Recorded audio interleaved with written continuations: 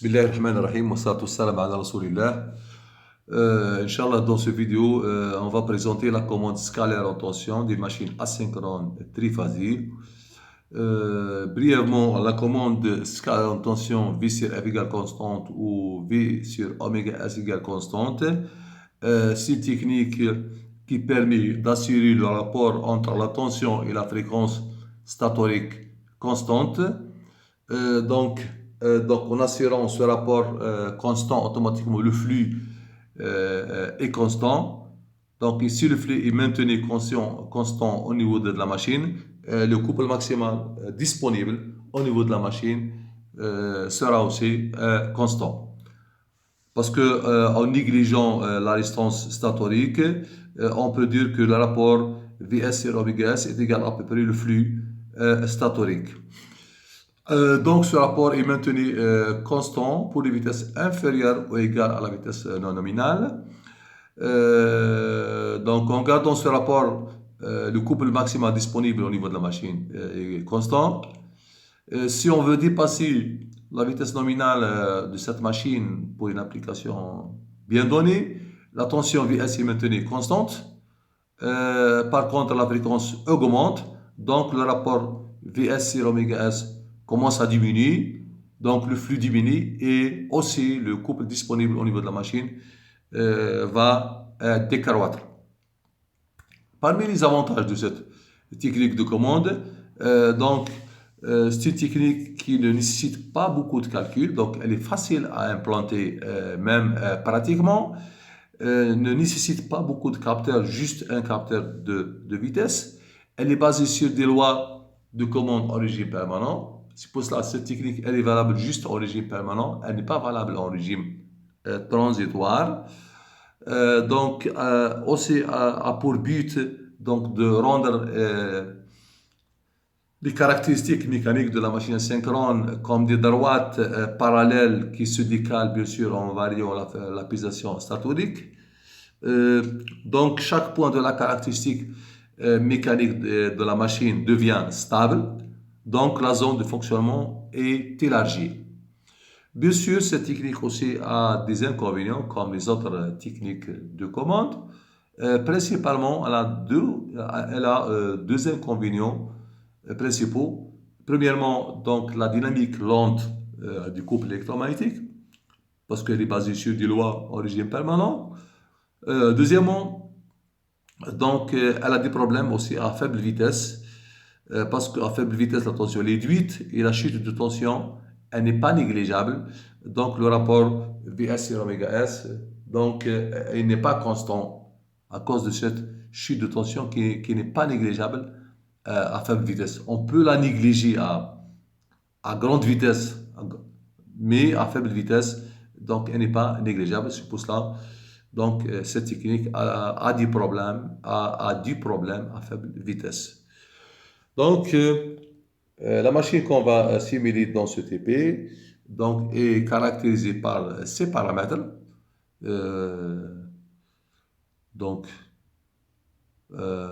Apparent sur l'écran.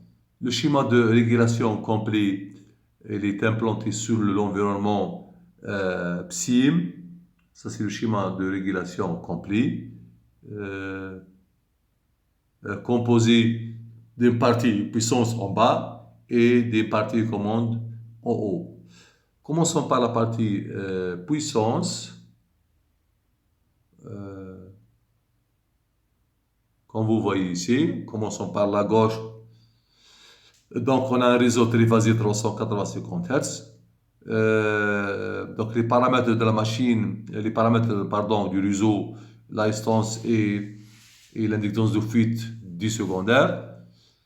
Donc, le redresseur en pont de diode, suivi par une capa de filtrage, donc suivi par un ondulaire de tension à IGBT qu'on va contrôler par la suite par la technique MLI sinus triangle.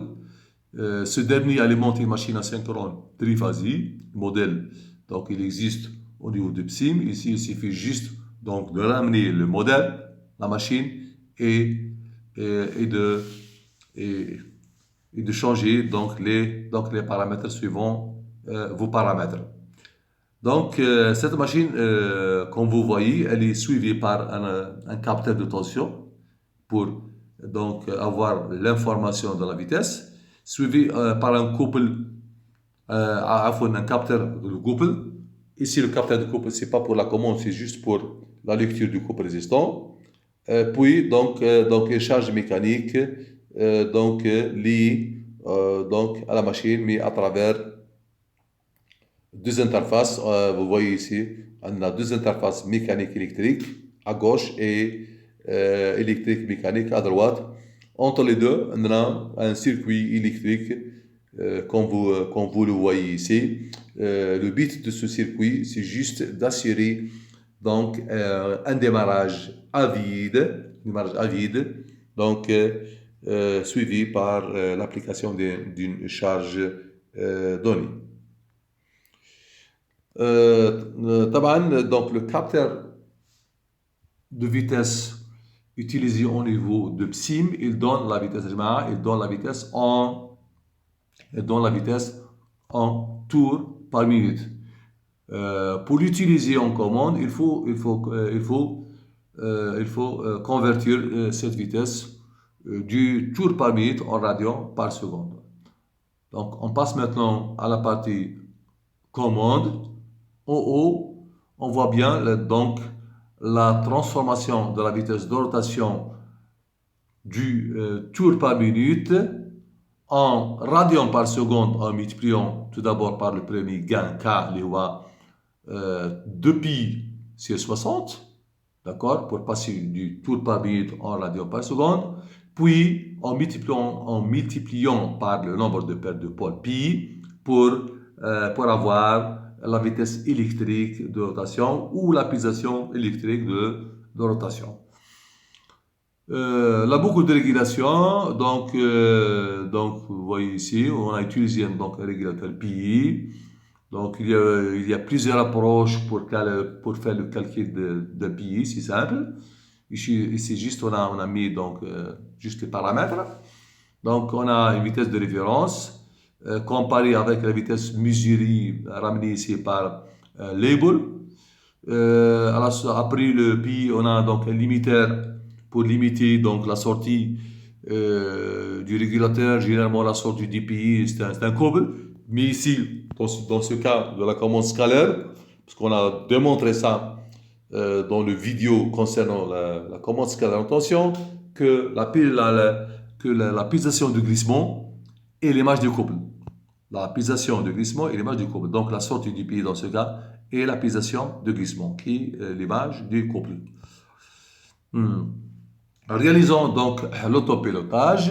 Donc on a donc oméga R qui est la pulsation électrique de rotation, sommé avec la pulsation de glissement, nous donne donc la pulsation statorique oméga S.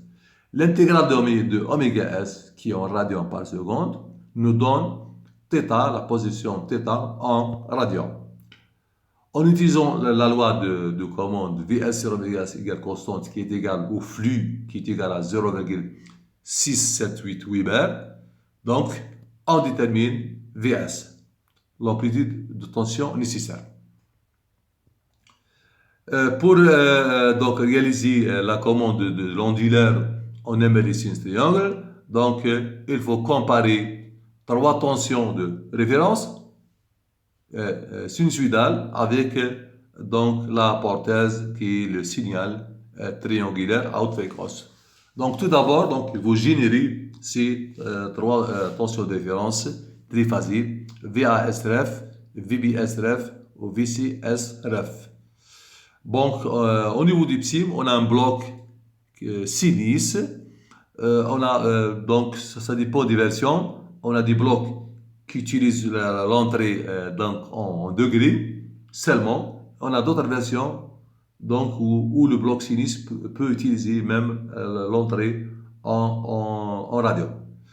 Dans cette version que j'ai utilisée pour la simulation, vous voyez bien qu'on a transformé donc θ en radian vers θ en degrés, bien sûr en multipliant par 360 sur 2π qui est égal à 57,324. Donc, en passant du radian en degrés, juste en multipliant par le rapport 360 sur 2π, qui est égal dans ce cas à 57,324. Donc, VASLF, c'est quoi? Donc, c'est sinus θ en degrés multiplié par VS. Finalement, il donne VASLF, c'est juste VS sinus θS. D'accord? VBSLF, donc on en ajoute le déphasage, on a θ plus 2πc3. Comme θ est en degrés, donc il faut ajouter le déphasage 2πc3 en degrés. Donc c'est 120 degrés. θS en degrés plus 120 degrés qui représente 2πc3. Donc le bloc sinus, à la sortie du bloc sinus, on multiplie par VS. Automatiquement, il donne VB. RF, c'est quoi? C'est sinus θ plus 2πc3 multiplié par V. Il donne VS sinus θ plus 2πc3. Même chose pour la troisième phase. VCRF, c'est toujours donc θ plus le déphasage 4πc3 donné ici en degrés, en 240 degrés. Donc, le bloc sinus, donc on a sinus θ plus 4πc3 multiplié par VS, finalement on a VS sinus θ plus 4πc3 qui est la référence de la phase droite VCRF. Finalement, qu'est-ce qu'on a? On a trois tensions de référence triphasiques. VA, VB, VCRF.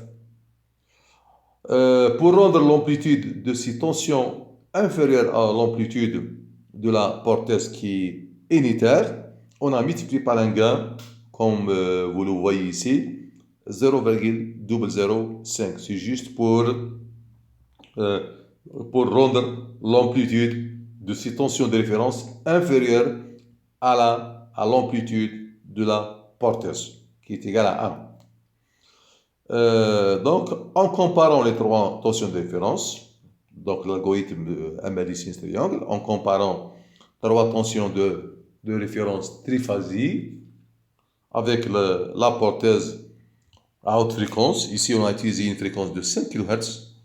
Donc, en général, les impulsions d'amorçage de chaque phase. Bien sûr, la commande des interrupteurs de chaque bras, elle est complémentaire. C'est pour ça que vous voyez ici sin 1 inverse, sin 2 inverse, sin 3 inverse. Donc ces signaux sont ramenés vers donc les gâchettes de l'onduleur en utilisant juste des labels pour faciliter donc la représentation et la clarté du schéma de régulation. Passons maintenant au résultat de simulation. Premier test, on a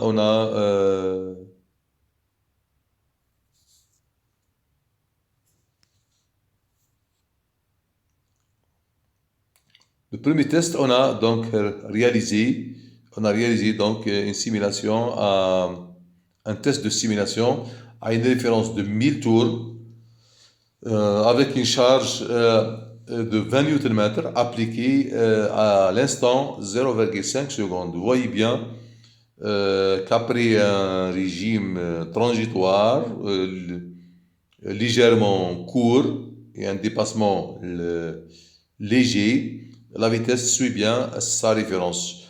À l'instant de l'application de la charge, on voit que la chute, elle est vraiment très très faible. Ça, c'est la réponse ou l'allure du couple électromagnétique, comme vous voyez ici. Au démarrage, on a un pic qui atteint à peu près 35 Nm. Le couple stabilise autour de 0 au démarrage parce que la charge est nulle. Dès qu'on applique une charge de 20 Nm, le couple suit, donc, et sa valeur moyenne est autour de 20 Nm. Le couple, bien sûr, est le siège donc, de pulsations haute fréquence qui sont liées à la technique MLI sinus triangle. Ça, c'est les courants statoriques. Vous voyez bien que les courants statoriques sont de forme presque sinussoïdale, quasi sinussoïdale. avec des harmoniques à haute fréquence qui sont dites toujours à la commande de l'ondulaire par la technique MLI sinus triangle. Vous voyez bien l'instant de passage la vide là en charge, c'est à l'instant 0,5. Donc, on a un faible régime transitoire, puis le courant stabilise à une valeur plus supérieure à celle obtenue en régime à vide. Ça, c'est la commande. Cette courbe illustre la commande de l'ondulaire. Vous voyez bien donc la portaise à haute fréquence, d'amplitude 1. Les trois signaux de référence qu'on a générés à partir de θs qui est l'intégrale de oméga s et l'amplitude Vs. Bien sûr, en utilisant la loi donc scalaire V sur oméga s égale constante. Ça, c'est la pulsation du glissement, oméga SL, c'est la pulsation du glissement. On a dit auparavant que donc c'est l'image du couple. Voilà. Si on revient en avant, ça c'est la courbe, voilà, ça c'est la courbe du couple électromagnétique. D'accord? Si on voit à partir du régime permanent, voilà, ça c'est l'allure du couple. Et ça c'est l'allure de la pulsation de glissement. Voilà, vous voyez bien que c'est l'image. À vide, pratiquement c'est 0. Donc, et en charge, on a une certaine valeur à peu près de 20 radians par seconde. Donc, il donne la pulsation de glissement et l'image du couple électromagnétique en commande scalaire en tension. V sur F égale constante. Ça, c'est l'allure de la tension composée statorique, c'est V composée, au bord de deux phases de la machine asynchrone. D'accord? Pour vérifier donc le problème à faible vitesse, on a réalisé un deuxième test avec une vitesse de référence faible de 100 tours par minute. Vous voyez ici donc la réponse de la vitesse. Donc malgré les problèmes, donc la régulation assure son rôle. Donc la vitesse après un certain régime transitoire, elle est autour de sa référence.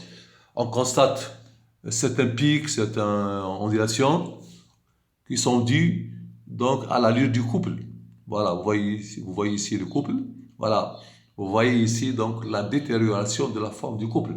Malgré il suit très très bien, donc le couple distance, soit vide, soit en charge, mais on voit bien donc les pics et l'augmentation donc des pulsations, ce qui entraîne même réellement des vibrations au niveau de la machine. Vous voyez donc l'allure, donc la détérioration de l'allure du couple électromagnétique, ce qui apparaît au niveau de la vitesse. D'accord? On voit aussi la détérioration au niveau du courant statorique. Voilà. Lorsqu'on entraîne la machine à une faible vitesse, donc la chute n'est pas négligeable, donc le flux n'est pas constant et les performances se dégradent.